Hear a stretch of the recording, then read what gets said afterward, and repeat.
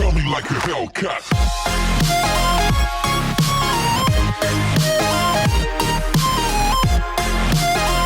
Welcome to another episode of Matt Chats.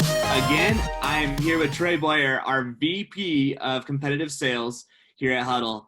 He has done phenomenal work. I've only been working with him for almost a year and a half now, and the stuff that we have done together has been phenomenal. He has a great vision, great drive, and I know he's leading our company to a great success. So I wanted to bring him on. There's plenty of cool things to share, and I know that Trey's got good insights for being where he's at. He's been with Hudl for, I'll let him tell you, but I know a long time. He's seen it from the start, and here we are now, and we are crushing it on a sales perspective. So Trey, welcome, and I'm going to kick it off to you for a quick intro as well, too.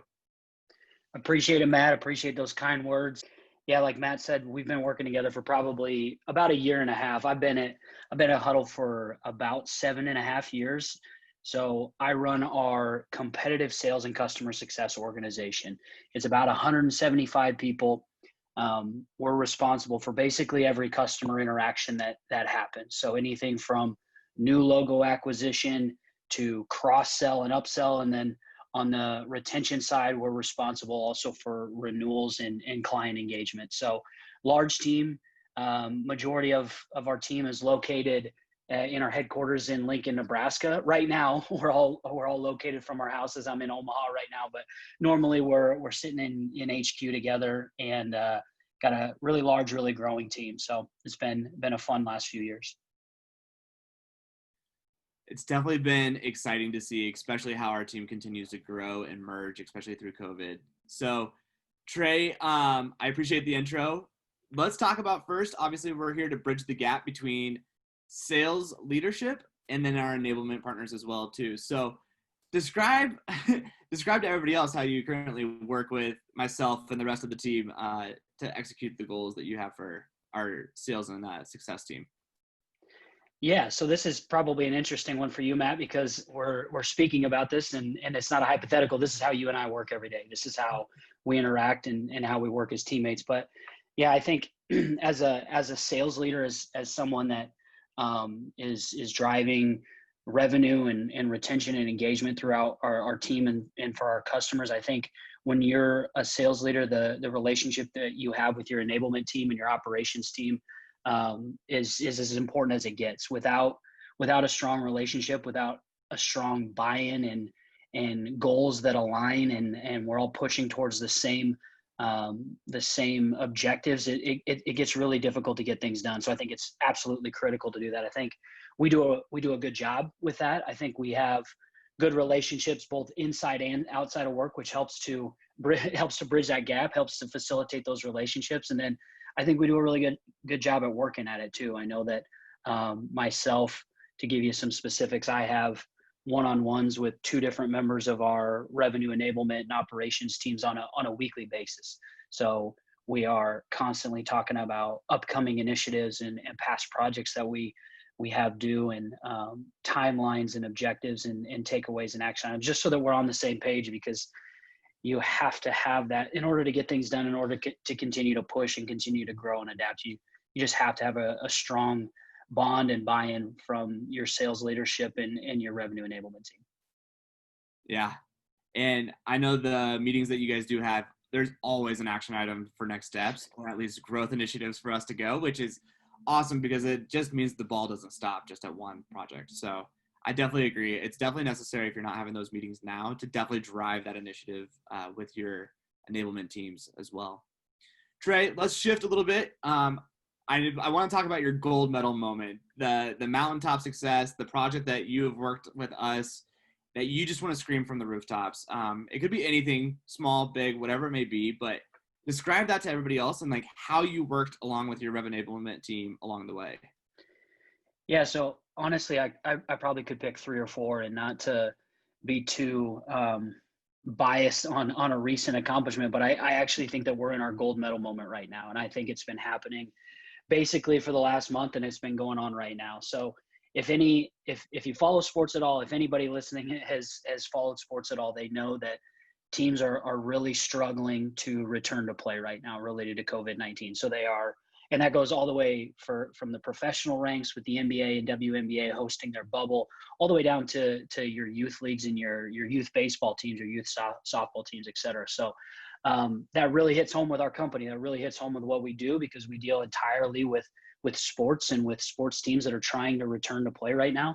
So our gold medal moment has been the last month. There's been Hudl launched an initiative, a program about a month ago, actually titled "Return to Play," and the concept is to help our teams get back to playing and get back to a consistent basis. So making sure that they have the tools that they need to play, making sure that we can help them out with their budgets that might be a little bit stressed or unknown right now, making sure that we are adding value to those clients that have helped us and have been longstanding partners in relation and have had longstanding relationships with us. So to give you some specifics, a program like this, it's a national program. It's something that is been going about a month, maybe a little bit less. It's launched in all 50 states. It covers all of our high schools. It covers all of our colleges and universities. And a program at this scale that took, that brought this many departments together and had to, and impacts hundreds and hundreds of sales reps. Probably, if we would have had the foresight and been able to plan it out like this, could have taken 2 months to plan, could have taken 2 months to set up our systems and to facilitate our marketing campaigns and our messaging and our internal trainings. And we knew we didn't have that amount of time with high school and college going back to their fall semester here in the next coming days and some of them weeks. We had to move very quickly. So this program went from idea to execution in less than 10 days. And honestly, it's gone really well, and it's gone without many hitches. There's always going to be those little pieces. Is this report right? Did this campaign go out on time? Do we hit on the internal trainings? But overall, I'd say it's been a massive success. And to take a program like that, something that was just an idea and needed to be flushed out entirely, completely, to execution in the market and having our team be able to talk about it with their clients has been pretty fantastic. And that doesn't happen without strong buy-in and a strong relationship between not only your sales leadership and your revenue enablement team, but also the other stakeholders that you need to execute: your marketing team, your systems team, et cetera, et cetera. Yeah, I will speak to it as well, Trey. I worked on that project, and it was a fast-paced project. It was long hours and great collaboration amongst many departments. And I think with your leadership and Greg's too, like, we did a great job at executing that out. Let's flip the script a little bit. Where's a time that you have noticed either we've dropped the ball in a relationship or a project that has happened between sales leadership and enablement, or something that we could have improved on a little bit better within that relationship as well? Yeah, I can think of one that's maybe been a little bit of a pain point for our team over the last year. And not to give too many specifics, because I know this is a very Hudl specific problem, but basically it was a combination of our sales leadership, our enablement team, and then we had another department who's the third party in this situation. And to kind of keep this generic, the third party needed something out of our two teams, and our sales leadership had an idea of how it could work. Our revenue enablement team had an idea of how it can work. We failed to just communicate back and forth. And then what it turned into was a situation that sort of got the third party what they needed, and it sort of got the sales leadership team what they needed, and it sort of got what the revenue enablement team what they needed. And it kind of just ended in between there. And then it just caused problems for us later down the road. We had some compliance issues. We had some efficiency issues. We had some reporting issues. And I think it just started because we probably didn't communicate what our needs were on all three fronts at the beginning and then troubleshoot it from there. We just kind of said, this is what we need to get to. Let's build a solution that gets there. And I don't think we did enough discovery up front to say, here's what we need and here's some ideas on how we can do it. But the team that knows best is the team that creates the solution. So let's get them involved early in the process so that we can make sure that this is efficient for everyone. Yeah, definitely. I will say, from an enablement perspective, always try to leave the solution out of the last possible option. Get your needs analysis done first, so that way you can build the discovery. For any enablement partner that's ever been in sales, discovery is always the number one thing. We always want to know what our customers want, what they need, and how do they be successful. So you got to take that sales mentality on an enablement front and transition that to our new customers, which is our sales department, our support department, our VPs, marketing, etc. So yeah, you're 100% right, Trey. Discovery is huge when it comes down to all of that. When it comes down to releasing a project or coming up with a game plan to distribute among the masses, how do you work with your enablement partners to develop that release plan and distribute it to everybody?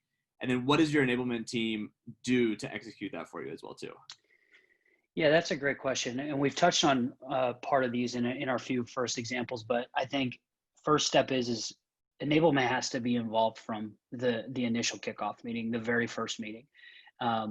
That's important for a few reasons. First of all, so that we're all aligned on timelines, we're all aligned on action items and deliverables and what we need to do.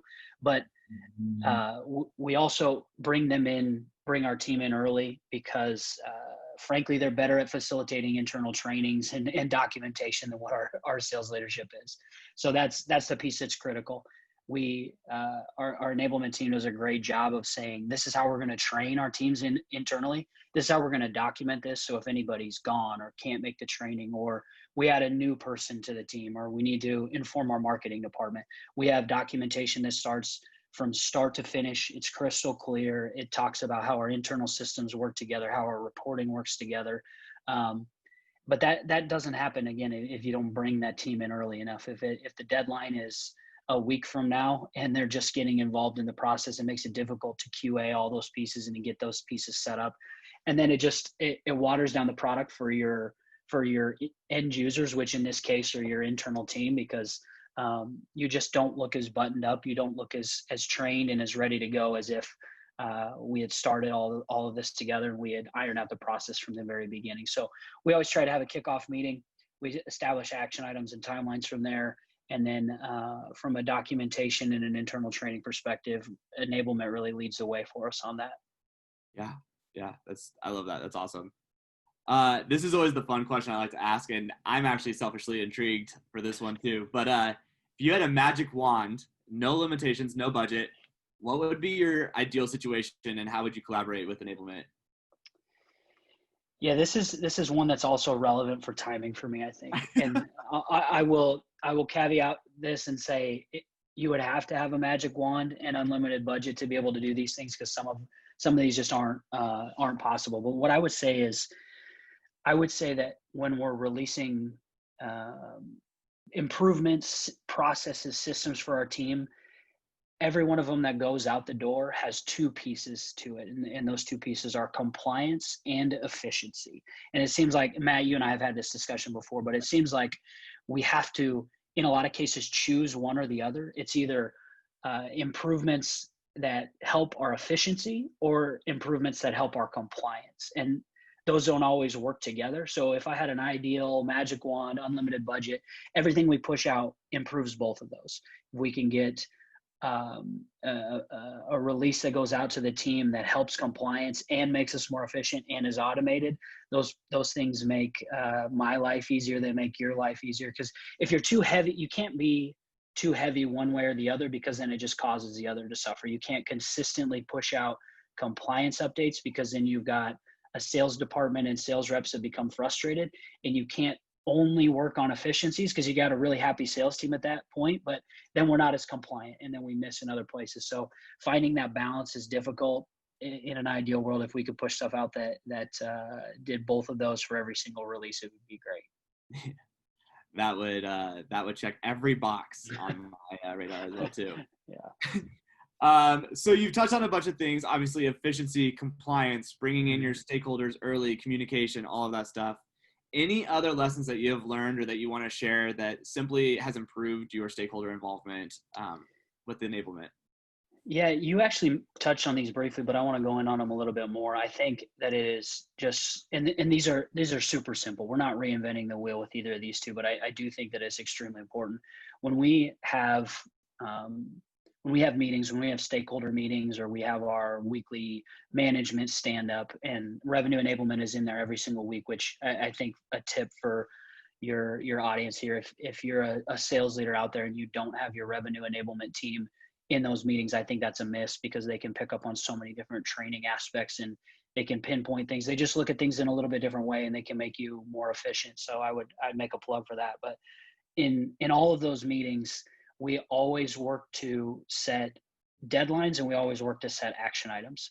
And I just think it's a small piece, and it maybe seems very straightforward, but there's been too many meetings in the past where I've left where we just don't have an end goal, we don't have action items, or we don't have deadlines, and that's what causes projects to really drop. Because there's just so many dependencies that happen throughout a big initiative or a project. You might have a deadline, or you might have an action item that you're dependent on me to finish mine first, and I don't know that. Or what happens in a lot of cases with us is we have groups that are in the room that their responsibilities might overlap. So this action item could technically fall on enablement, or it could technically fall on sales leadership. And if you don't define that with a clear ask and a clear deadline, then there's just a chance that it drops, and it becomes I thought you were taking that, or you thought I was, and then we just become inefficient. We miss deadlines. So it may seem super straightforward, but if you're not leaving meetings with clear action items and clear deadlines, I'd encourage you to do that, and then document and follow up with those. And you're gonna see your efficiency go through the roof. You're gonna see your production go through the roof too. Yeah, totally. That's spot on. That's great. Trey, I can't thank you enough for joining me today. I love that you wanted to reach out and be part of this. It means a lot to me personally too, so I definitely appreciate that. Again, guys, Trey from Hudl, he's our VP of Competitive Sales. And before I leave, Trey, do you have any last words that you want to throw out there to anybody before we end today's session?